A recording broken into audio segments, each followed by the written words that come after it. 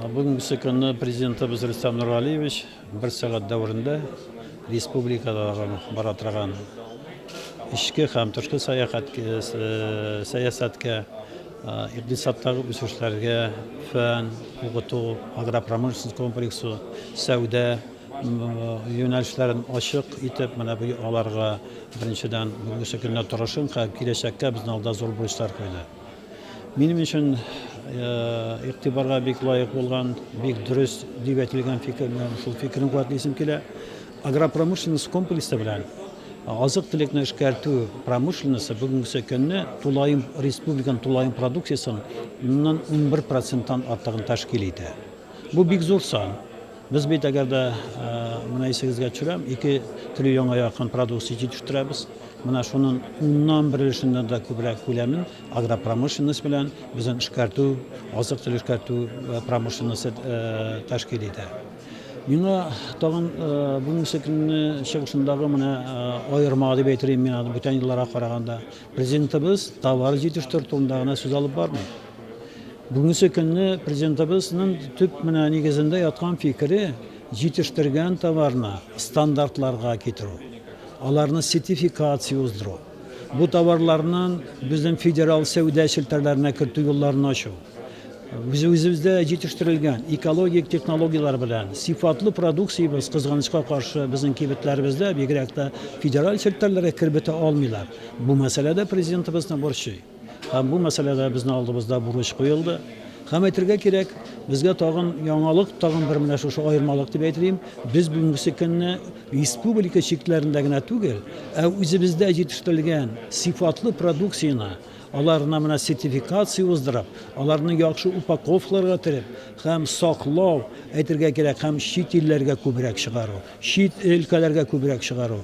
Чөнки элек-электән инде безнең бабаларыбыз сәүдәгәрләр булганнар, һәр вакытта да төрле җирләрдә, төрле ирләрдә йөргәннәр. Соңгы елларда без бу мөнәсәбәтләребезне югалттык дип әйтергә кирәк. Һәм менә бу мәсьәлә юкка гына халык әйтми бит, адәм баласын сатып алу түгел, сату өйрәтә ди. Шуның өчен менә безгә чит илләргә дә, Россия төбәкләренә дә үзебезнең сифатлы продукция белән, чөнки безнең бар мөмкинлегебез. Россиядә иң күп без сөт җитештерәбез. Россиядә иң күп ит җитештерүләрнең берсе. Шикәр чигендер кыма буламы, калган продукцияларда алар безнең бик күп җитештерелә. Һәм әйтергә кирәк, Россиянең базарлары тула башлады. Шул ук вакытта безгә менә чит илләргә чыгу мәсьәләсе әлбәттә бик мөһим. Яңадан тагын менә безнең өчен бик кирәкле дип әйтәм, халык өчен бик кирәкле булган мәсьәләгә президентыбыз игътибар бирде. Безнең ярминкәләрне уздыру. Ярминкәләрдә уздырга торган үзен сифатлы товарларыбыз әлбәттә кибеткә караганда, кибеттә сатыла торган товарларга караганда 20-30% ачызрак. Менә бу ике арада була кала торган шушы кремне ул бит кибетләрдә кала гадәттә. Ул сатучыга да эләкми, сатып алучыга да эләкми.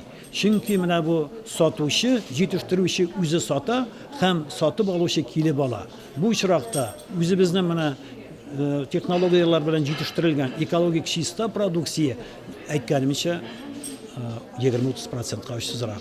Һәм шушы мәсьәләләргә бер Казан шәһәрендә генә түгел, безнең менә агропромышленность комплексында бит инде һәр вакытта безнең фермерларыбызга, безнең менә бу әйтергә кирәк, үзебездә җитештереп сатучыларга мөмкинлекләр тудырылган. Менә шушындый мөмкинлекләр безнең инде бүгенге көндә менә елгысы елны берничә районда, Әлмәттә, Зәйдә, Сабада, Кукмарада, Буада булачак. Киләсе елларда безнең калган менә шушы шәһәрләребездә, район үзәкләрендә дә бу мәсьәләгә игътибар бермә-бер арттырылачак. Һәм президентыбызның яңадан менә чыгышларында берсе бик ассызыклап әйтелгән мәсьәлә ул экологиягә караш.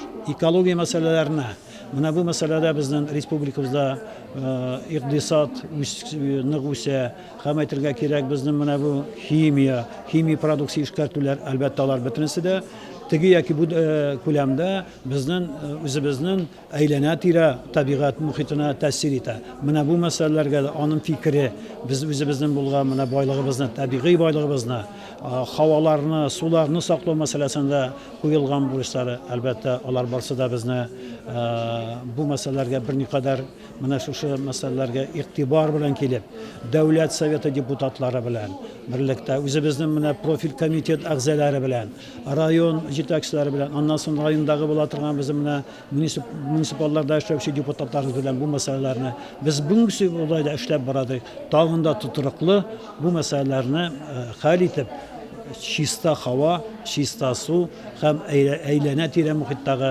mumkinliklarni kishilarga, yashovchilarga keng ko'lamda to'dir masalasi ul oshib etib aytildi. Bu məndən aytganda bizni sizni bir şoğan ekologiya meselesinde, azıqlıq meselesindeki problemler Respublika başlığı tarafından... işte birinchidan aytmak kerak, mana Respublika başlığı bu masalalarni tirantin anlaydi.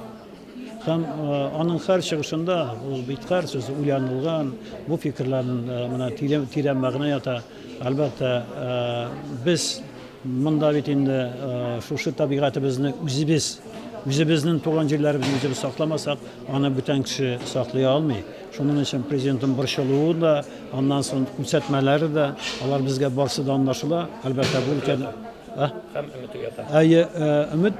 Ümit de uyata. Biz bu meselelerini işlep bulatırgan birler çünkü bu şiirden başlanmıyor. Buna hatta da işlenip baradır. Bu yanadan bir aşıklık kırtıp şu meseleler üstüne yanadan bir mertebe basım yasaldı.